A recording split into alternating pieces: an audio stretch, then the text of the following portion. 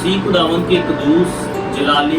फजल नाम में आप सबको सलाम। उम्मीद है कि आप सब खुदावंद में खैरियत से होंगे। मेरे प्यारे अजीज़ों, आज हम कलाम मुक़द्दस में से जिस मौजू पर बात करेंगे वो है नई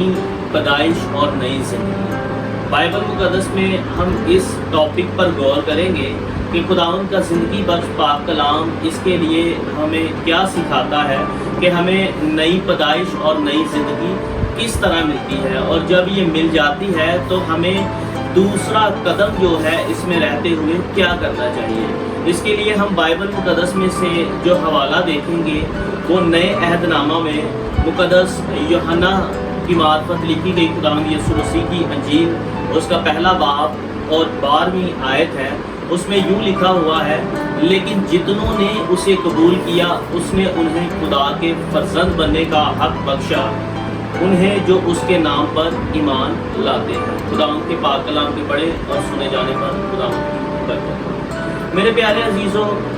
जब हम कलाम मुक़द्दस में से नई पैदाइश और नई ज़िंदगी पर गौर करते हैं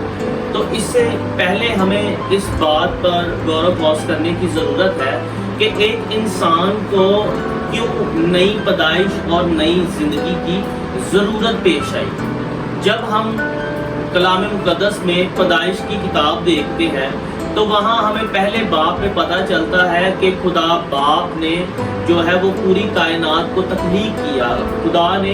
एक एक चीज़ को बनाया और उसके बनाने के बाद खुदा ने एक लफ्ज़ इस्तेमाल किया कि अच्छा है, यानी हर एक चीज़ को बनाने के बाद उसने कामिल कर दिया और बनाया, और वो बहुत खूबसूरत चीज़ थी जिसको भी उसने बनाया। और लिखा है कि छठे दिन खुदा ने इंसान को अपनी शक्ल और शबीह पर पैदा किया। और जब इंसान को बनाया अपनी शक्ल और शबीह पर, तो इंसान को इसलिए बनाया गया कि वो खुदावंद की हजूरी में रहे, खुदावंद के हजूर इबादत करे और अच्छे और खुश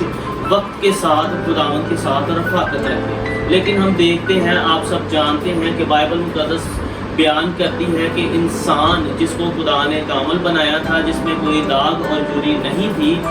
जिसको हमेशा ज़िंदा रहने के लिए खुदा ने पैदा किया था, बनाया था, उस इंसान से इब्लीस ने क्या करवाया? गुनाह करवाया। और उस गुनाह की वजह से बाइबल मुक़द्दस बयान करती है कि खुदा बाप और इंसान के दरमियान जुदाई की दीवार पड़ जाती है, एक गड़ा पड़ जाता है, और इंसान और खुदा बाप के दरमियान उस जुदाई की वजह से इंसान जो है वो जिस्मानी तौर पर, रूहानी तौर पर जो है वो मर जाता है। और कलाम मुक़द्दस बयान करते हैं कि खुदावंद की आँख जो है वो बदी को देख नहीं सकती। और इसीलिए जो है जिस इंसान को खुदा ने कामल बनाया था, अपनी शक्ल और शबीह पर पैदा किया था, हमेशा ज़िंदा रहने के लिए, गुनाह करने की वजह से जो है वो मर गया था। और उस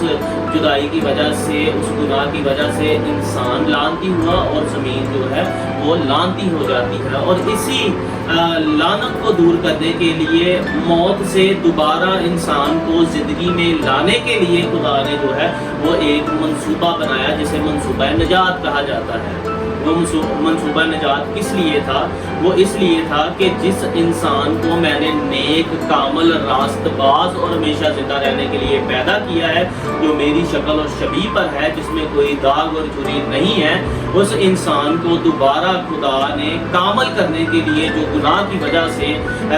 बेदाग हो चुका था, लानती हो चुका था, खुदा से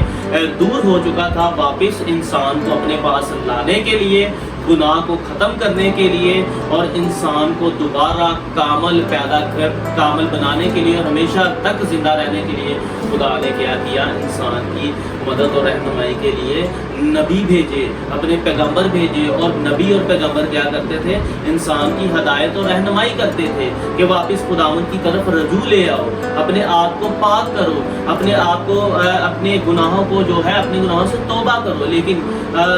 इंसानों ने क्या किया कि कुछ वक्त के लिए, जब तक नबी उनके पास रहते थे, खुदा की तरफ रजू हो जाते थे, लेकिन फिर जो है वो गुनाह करना शुरू कर देते थे। और इस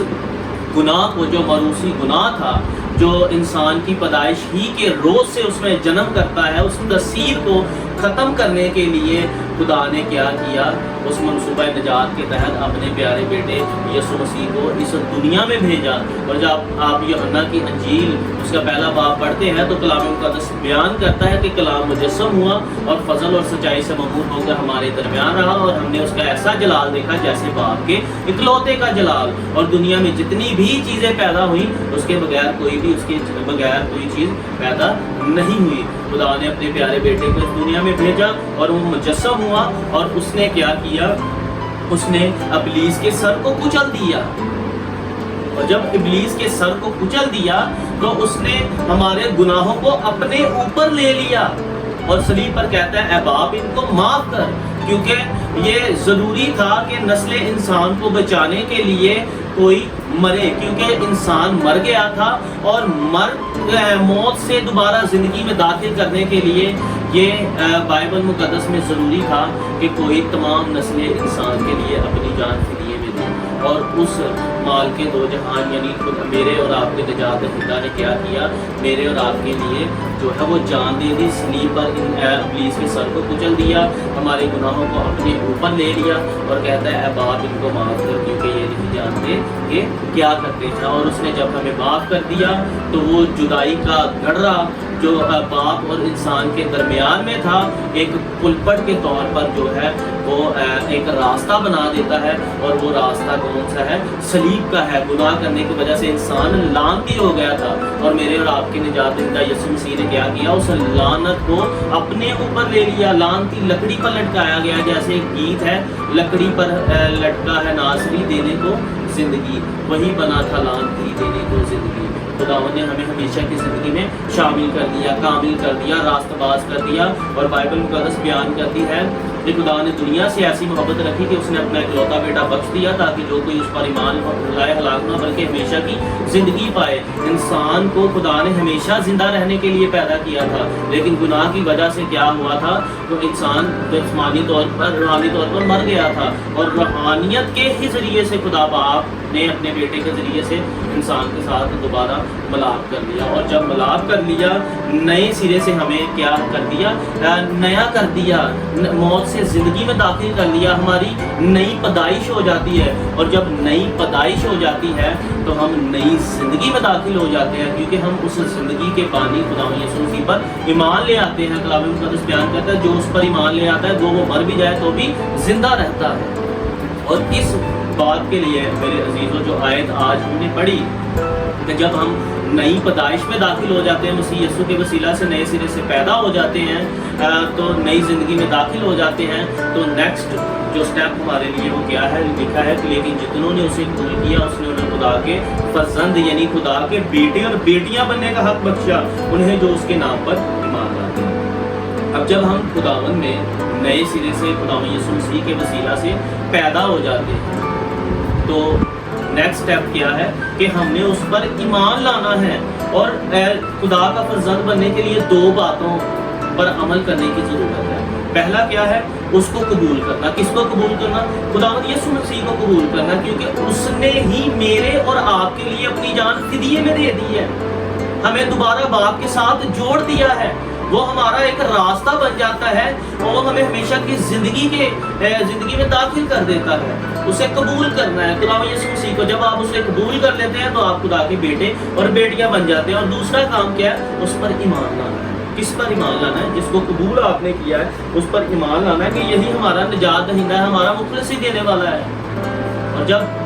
آپ اس پر ایمان رکھتے ہیں تو اس کے ایمان پر قائم رہنے کی بھی ضرورت ہے۔ بائبل مقدس بیان کرتی ہے خدا کا فرزند بننے کے لیے صرف منہ سے اقرار کہہ دینا ضروری نہیں کہ میں ایمان رکھتا ہوں، کہ میں یسوع مسیح کو اپنا نجات دہندہ قبول کرتا ہوں، بلکہ اپنے آپ کو ایک زر خرید غلام کے طور پر اس کے تابع کرنے کی بھی ضرورت ہے۔ کس طرح تابع کرنے کی ضرورت ہے کہ خداوند یسوع مسیح میرا خدا ہے، میرا مالک ہے، میرا نجات دہندہ ہے۔ اس لیے میرے عزیزوں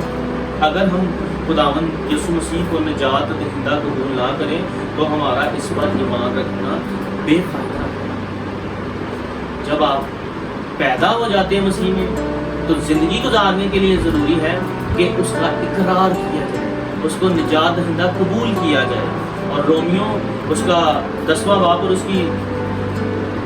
10ویں اور 11ویں آیت میں یوں لکھا ہے کیونکہ راست بازی کے لیے ایمان لانا دل سے ہوتا ہے اور نجات کے لیے اقرار منہ سے کیا جاتا ہے۔ چنانچہ کتاب مقدس یہ کہتی ہے کہ جو کوئی اس پر ایمان لائے گا وہ شرمندہ نہ ہوگا۔ میرے عزیزوں، بائبل مقدس میں رومیو خط میں خداوند کا بندہ پولس رسول فرماتا ہے کہ راست بازی کے لیے ایمان لانا دل سے ہوتا ہے، اور بائبل مقدس بھی بیان کرتی ہے کہ سب سے بڑا حکم کون سا ہے؟ جو اپنے سارے دل، اپنی ساری جان اور عقل سے خداوند اپنے خدا سے محبت رکھو، اور نجات کے لیے منہ سے اقرار کرنا ضروری ہے۔ جب آپ اقرار ہی نہیں کریں گے، اپنے ایمان کا اظہار ہی نہیں کریں گے، تو ہم کس طرح جو ہے وہ اپنے آپ کو کہہ سکتے ہیں کہ میں خداوند کی بیٹی اور بیٹا ہوں؟ چنانچہ کتاب مقدس یہ کہتی ہے کہ جو کوئی اس پر ایمان لائے گا وہ شرمندہ نہیں ہوگا، بلکہ کیا کرے گا؟ ہمیشہ کی زندگی میں شامل ہو جائے گا۔ اور اسی طرح 10ویں باب کی 9ویں آیت میں لکھا ہے، اگر تو اپنی زبان سے یسوع کے خداوند ہونے کا اقرار کرے اور اپنے دل سے ایمان لائے کہ خداوند نے اسے مردوں میں سے جلایا تو وہی نجات پائے گا۔ جب تک ہم اقرار نہیں کریں گے تب تک ہمیں نجات نہیں مل سکتی، نہ ہم ابلیس کے چنگل سے چھوٹ سکتے ہیں، اور نہ ہمارے اندر جو ہمارا موروثی گناہ ہے وہ ختم ہو سکتا ہے۔ یہ تب ہی ختم ہوگا جب ہم اس پر ایمان لائیں گے اور اسے قبول کریں گے اور اپنے گناہوں کا اقرار کریں گے اور بولیں گے کہ یسوع ہی میرا خدا ہے اور میرا نجات دینے والا، میرا مخلص ہے۔ کیونکہ متی کی انجیل اس کے 10ویں باب کی 32 اور 33 آیت میں لکھا ہے، بس جو کوئی آدمی کے سامنے میرا اقرار کرے گا میں بھی اپنے باپ کے سامنے جو آسمان پر ہے اس کا اقرار کروں گا، بس جو کوئی آدمی کے سامنے میرا انکار کرے گا میں بھی اپنے باپ کے سامنے جو آسمان پر ہے اس کا انکار کروں گا۔ میرے عزیزوں، یہ بہت بڑی بات ہے کہ جب آپ خداوند میں نئے سرے سے پیدا ہو جاتے ہیں، جب آپ کو نئی زندگی دی جاتی ہے، تو لکھا ہے کہ یہ راست بازی کے لیے ایمان لانا دل سے ضروری ہے۔ اگر آپ خداوند کا اقرار ہی نہیں کریں گے تو خداوند بھی آپ کا آسمان پر اقرار نہیں کرے گا بلکہ انکار کر دے گا، کہے گا کہ اے بدکاروں میرے پاس سے چلے جاؤ، میری کبھی تم سے واقفیت ہی نہ تھی۔ یسوع کو اپنا نجات دہندہ اور خداوند قبول کرنا ایک بہت بڑا اور اہم قدم ہے۔ جب آپ یہ قدم اٹھاتے ہیں تو اپنے گناہوں سے توبہ کرتے ہیں اور یسوع کو کہتے ہیں کہ ہماری زندگیوں میں آ اور ہمیں نجات دے، اور ہم اس کو اپنا خداوند بنا لیتے ہیں، کیونکہ اعمال کی کتاب اس کے 10ویں باب کی 43ویں آیت میں لکھا ہے، جو کوئی اس پر ایمان لائے گا اس کے نام سے گناہوں کی معافی حاصل کرے گا۔ اس لیے آپ کے لیے یہ سوال ہے، کیا آپ نے یہ قدم اٹھایا ہے کہ آپ نے اس کو اپنا نجات دہندہ قبول کیا ہے، اپنے گناہوں سے توبہ کی ہے؟ اگر نہیں کی تو آج آپ کو ان الفاظ کو دہرانے کی ضرورت ہے۔ وہ الفاظ کون سے میرے عزیزوں کہ جتنوں نے اسے قبول کیا اس نے انہیں خدا کے فرزند بننے یعنی بیٹے اور بیٹیاں بننے کا حق بخشا۔ آج آپ کو اپنے دل سے توبہ کرنے کی ضرورت ہے۔ جب آپ نئے سرے سے پیدا ہو چکے ہیں، اس نے آپ کو ہمیشہ کی زندگی دے دی ہے، تو آپ اس کے خاندان کا حصہ بن چکے ہیں، تو اس کے لیے ضروری ہے کہ جب آپ نے یسوع کو قبول کیا ہے اس وقت تک آپ خدا کے خاندان میں پیدا نہیں ہوتے، جب تک آپ اس کا اقرار نہیں کرتے۔ جب اقرار کرتے ہیں تب ہی آپ پیدا ہوتے ہیں نئے سرے سے۔ نئے سرے سے بائبل مقدس میں نئے خاندان میں شامل ہونے کو نئے سرے سے پیدا ہونا کہا گیا۔ دوسرے لفظوں میں آپ کو ایک نئی پیدائش کا تجربہ ہوتا ہے، اس لیے نئی پیدائش کے بعد آپ نہ صرف ایک نئے خاندان کے فرزند بن جاتے ہیں بلکہ آپ کو ایک نئی زندگی بھی حاصل ہوتی ہے جو مسیح کی زندگی ہے، اور یہی نئی زندگی اور نئی پیدائش ہے۔ یوحنا کی انجیل اس کے پہلے باب کی 13ویں آیت میں لکھا ہے، وہ نہ خون سے، نہ جسم کی کھائی سے، نہ انسان کے ارادہ سے، بلکہ خداوند کی طرف سے پیدا ہوتا ہے۔ ہماری نئی پیدائش کا تعلق ہمارے جسمانی دنیاوی خاندان سے نہیں ہے، بلکہ ہمارے نئی پیدائش کا تعلق میرے عزیزوں خداوند سے ہے۔ نئی پیدائش خدا کی طرف سے ہوتی ہے، یہ انسان کی کوشش سے نہیں ملتی بلکہ صرف اور صرف خداوند کی مرضی سے ہی ملتی ہے۔ اس لیے ضروری ہے کہ جب ہم نئے سرے سے پیدا ہوتے ہیں تو ہم خدا کے خاندان میں شامل ہوتے ہیں، اور اس کے لیے اس نے اپنے فرزندوں کے لیے جب آپ خدا میں شامل ہو جاتے ہیں تو وہ اپنے فرزندوں کی فکر بھی کرتا ہے اور ان کو ہمیشہ روحانی اور جسمانی چیزوں سے برکتیں بھی دیتا ہے، کیونکہ یوحنا کی انجیل اس کے 10ویں باب کی 28ویں آیت میں لکھا ہے، اور میں انہیں ہمیشہ کی زندگی بخشتا ہوں اور وہ ابد تک کبھی ہلاک نہ ہوں گی اور کوئی انہیں میرے ہاتھ سے چھین نہ لے گا۔ خدا اپنے لوگوں کی فکر کرتا ہے، वो आया ही इसलिए ताकि लोग ज़िंदगी पाएँ और कसरत से पाएँ। अब इसलिए मेरे अज़ीज़ों, नई पैदाइश के ज़रिए हम खुदा के ख़ानदान में शामिल होते हैं, और जब शामिल हो जाते हैं तो उसके ख़ानदान में हमें हमेशा कायम और दायम रहने की ज़रूरत है, तौबा करने की ज़रूरत है, उस पर ईमान रखने की ज़रूरत है, और हमेशा ही उस अपने बदनों से उसका जलाल ज़ाहिर करने की ज़रूरत है। और जब आप खुदावंद में कायम रहते हैं तो खुदावंद कभी भी आपको अपने ख़ानदान से खारिज नहीं करता, इसलिए कि आप इस बात का यकीन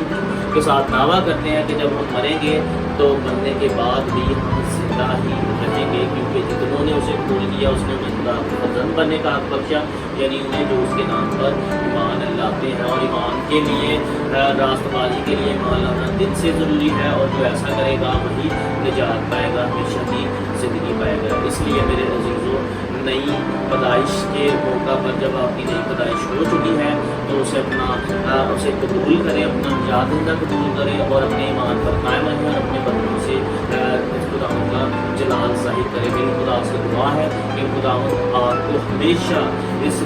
नई पैदाइश में कामल और रास्तबाज रहने की तौफीक अनायत फरमाएँ, और आप रास्तबाजी से दिल से उसका इकरार करें, ताकि जब आप खुदावंद के हुज़ूर हाज़िर हों तो फरिश्तों के सामने आपका इकरार करें कि ये मेरा बेटा और मेरी बेटी है, मैं मेरे बाप के मुबारक लोगों उस अब्दी मिरास को हासिल करो जो खुदाए आलम से पेश करने वाले लिए तैयार की गई है। खुदावंद आपको बड़ी बरकत दे, आपके साथ हो, आपके